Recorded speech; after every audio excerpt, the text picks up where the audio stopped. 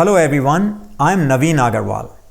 By now I hope you have downloaded the PHA template from Achieve website and you have started exploring it. In this video, I will go over one very common area that people find difficult and they struggle with it. And I'll share with you some tips. So if you have not still downloaded the PHA template, I invite you to go to the Achieve website PHA template page. The link is given below and download this template as you listen to this video. Now, one of the most important activities as part of your hazard analysis is to identify hazards, sequence of events that can lead to a hazard situation related to those hazards, and potential harms that can happen.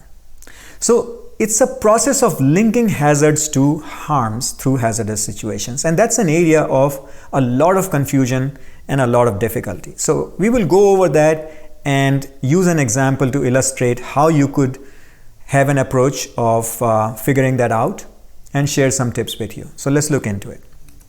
So we're gonna figure out linking the hazards, hazardous situations, and harms as part of your hazard analysis. Let's take a step back and say, what is hazard analysis to begin with?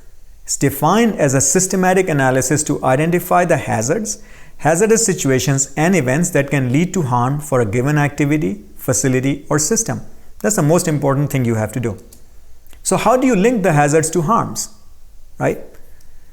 The way to think about this situation is there is usually a trigger event. In a use scenario, there is a trigger event.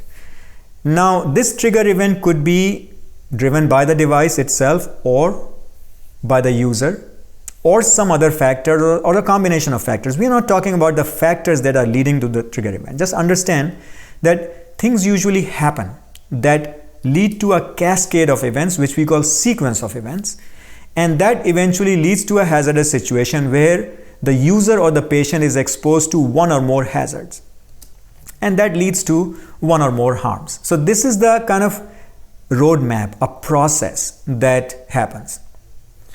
So you may think about trigger events, what are the potential sequence of events, hazardous situations, relevant hazards, and harms as you build this roadmap. So let's take the example of the sterile packaging failure that we used as part of our demonstration of step-by-step directions for the template. So now that it doesn't matter when the trigger event happens, it doesn't have to happen at the point of use. It could have happened anytime. So in that case, the trigger event would be essentially breakdown of the sterile barrier. Maybe the packaging failed, maybe something else failed, but the point is it started from there. Now the sequence of events is biocontamination. User is not able to detect the packaging failure even though you have given the directions in the IFU. They cannot see it, it's not big enough. Maybe there's a pinhole through which the microbial contamination took place. It basically escaped the user's examination. And as a result, the biocontamination hazard or a biological hazard was what I call activated. And the device was used on the patient, which put the patient in a hazardous situation of a device that is contaminated by a biological hazard. Now the harms could be one or more. It could be an infection, maybe a local infection or a systemic infection, or maybe even worse. We don't know what harms might happen, but you will walk the process like this. And the more detailed work you do in walking this process, identifying the different sequence of events and hazardous situations, the better your hazard analysis would be. Now, at this point of time, we are not talking about the underlying contributing factors. Maybe the raw material quality was bad. Maybe the manufacturing, there was an issue. There's a whole lot of sequence of events prior to this trigger event which lead to the packaging failure. That analysis you will do in an FMEA, which is a failure mode and effects analysis or a fault tree analysis. You might use those instruments. From hazard analysis point of view, you start with a trigger event, no matter how that happened. And you build what will happen as a consequence of that sequence of events. That leads to the hazardous situation. Most important thing is to identify what hazards. And usually you do it one at a time. So you could have multiple hazards associated with the breakdown of the sterile barrier, not just biocontamination, but maybe other hazards. You will do them line by line in this template and go item by item and build that sequence of events. So this was just an example of how you might want to develop a map of hazards getting activated in a hazardous situation through a sequence of events and linked to harms.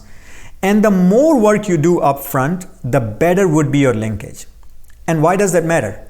It matters because that will allow you to understand from post-market data where you should go look for potential additional controls, because these trigger events will most likely be linked to one or more failure modes that you have identified in your FME analysis or other events that you have identified in your fault tree analysis. Remember, it's linkage, not necessarily cause and effect. So the more work you do in articulating the hazard analysis beginning from the trigger event and forward, the better would be your ability to troubleshoot the information you will receive from the marketplace. I hope this tip works for you and you are able to successfully implement that in your hazard analysis using the PHA template.